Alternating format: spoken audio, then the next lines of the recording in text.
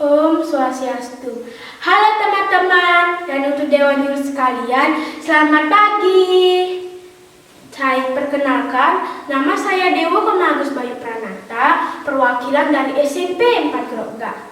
Di sini saya akan menyampaikan sebuah cerita rakyat yang sangat menarik. Dengarkan ya. Pada zaman dahulu, di sebuah perkampungan nelayan pantai air manis di daerah Padang, Sumatera Barat, hiduplah seorang janda yang bernama Mande Rubaya bersama seorang anak laki-lakinya yang bernama Malin Kundang. Malin Kundang amat disayangi dan dimanjakan oleh Mande Rubaya. Malin adalah seorang pemuda yang rajin dan penurut. Mande Rubaya sudah tua. Ia hanya mampu menjual kue untuk mencukupi kebutuhannya dan anak tunggalnya. Dan pada suatu hari, Malin sakit yang amat keras hingga nyawanya hampir melayang.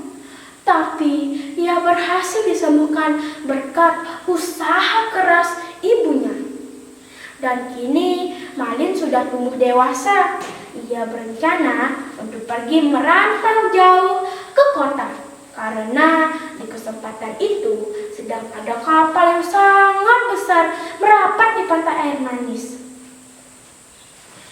Jangan, nak.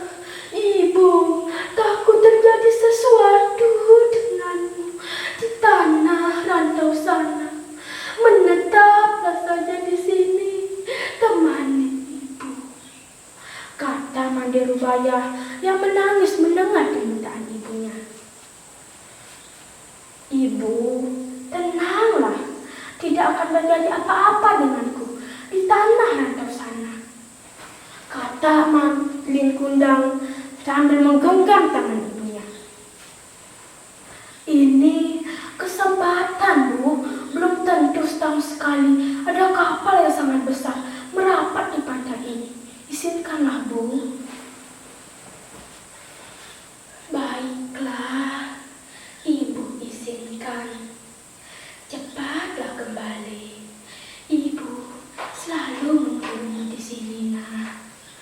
Dengan berat hati, Mande Rubaya mengizinkan anaknya untuk pergi merantau jauh ke kota dengan nasi yang dibungkus daun pisang sebanyak 7 bungkus.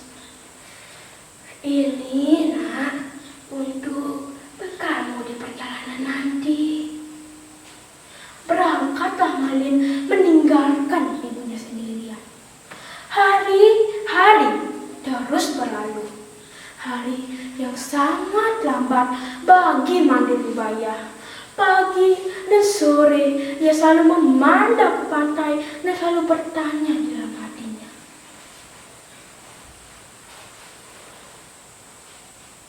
Baru sampai manakah engkau berlayar, nak? Mande Rubaya selalu mendoakan anaknya agar cepat kembali dan selamat. Bertahun-tahun ia terus bertanya-tanya hingga tubuhnya semakin tua.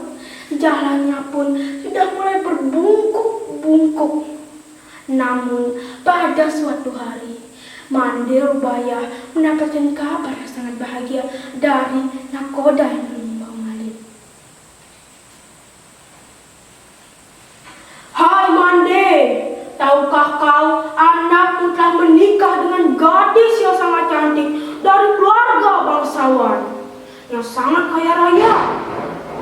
Mande Rubaya amat bahagia. Sinar kebahagiaan pun mulai menghampirinya. Namun setelah berbulan-bulan ia mendengar tentang kabar Malin dari nakoda. Malin tak kunjung menengoknya. Malin, ibu sudah tua, nak. Kapan kau pulang, Malin? Pilunya setiap malam. Walaupun begitu, tapi ia yakin anaknya pasti datang. Dan benar saja, terlihat dari kejauhan kapal yang sangat besar berlayar di tengah laut. Warga desa pun berbondong-bondong untuk menyambut kapal tersebut. Mereka mengira kapal itu milik seorang sultan ataupun pangeran. Mereka pun menyambutnya dengan gembira. Dan terlihat dari anjungan kapal, seorang pemuda beserta istrinya. Pakaian mereka dihiasi dengan manik-manik yang bersinar terkena sinar matahari. Wajah mereka dihiasi senyumnya sangat cerah. Tak lupa dengan Mandi Rubaya, ia pun ikut berdesak-desakan untuk melihat seorang pemuda itu.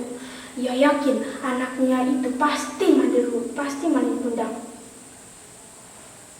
Dan belum sempat disambut oleh sepupu kampung, Mandi Rubaya langsung memeluk kakinya dengan erat karena ia takut kehilangan anaknya lagi. Malin anakku, kau benar anakku kan? Mengapa begitu lamanya kau tidak memberi kabar, nak? Kata Mandi Rubaya sambil menahan isak tangis karena gembira.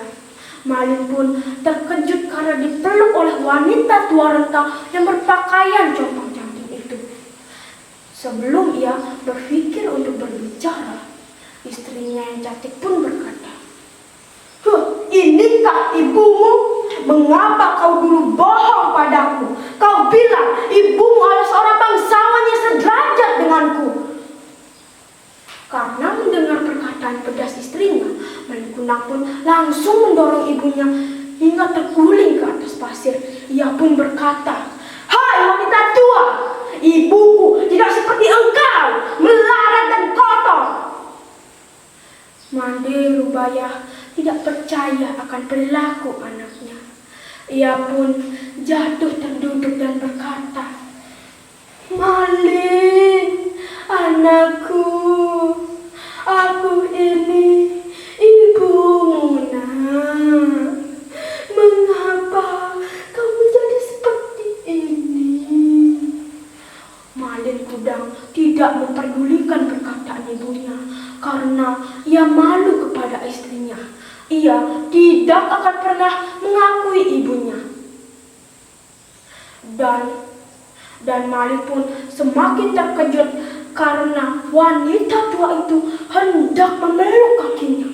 Ia pun langsung menendangnya dan berkata, "Hai wanita gila, aku bukan anakmu." Nah, dan Mandi Rubaya pun jatuh pingsan di atas pasir. Ia menahan isak tangis dan sakit hati. Dan warga desa pun terpana-pana melihat kejadian itu. Mereka pun pulang ke rumahnya masing-masing. Dan kapal Malin sudah jauh dilihatnya. Dan Mandi Rubaya pun hanya sendiri dan pingsan di atas pasir. Ia pun hanya bisa menahan isak tangis. Ia tak percaya karena Malin yang dulu disayanginya tega berbuat demikian. Ia pun sakit hati dan pilu di dalam rasa hatinya. Ia pun menegakkan tangannya ke langit dan berdoa, "Ya Tuhan, kalau memang dia bukan anakku, aku maafkan perbuatannya tadi. Tapi kalau dia memang anakku yang bernama Malin Kundang, aku mohon keadilan-Mu ya Tuhan." Dan benar saja, cuaca yang tadinya cerah tiba-tiba berubah menjadi gelap. Dan hujan turun teramat lebatnya, dan suara petir yang menggeledak cetur. Dan di saat itulah kapal Malin hancur berkeping-keping terbawa ombak hingga ke pantai. Dan saat matahari muncul di ufuk timur, terlihat sebongkah batu yang menyerupai tubuh manusia. Itulah tubuh Malin Kundang yang durhaka pada ibunya. Dan setiap ada ombak yang besar menghantam patung yang menyerupai tubuh manusia itu, terdengar lolongan seperti ampun bu, ampun. Itulah suara Malin Kundang yang durhaka pada ibunya. Dan konon juga di situ berenang-renang ikan teri, ikan lalat, dan ikan teri.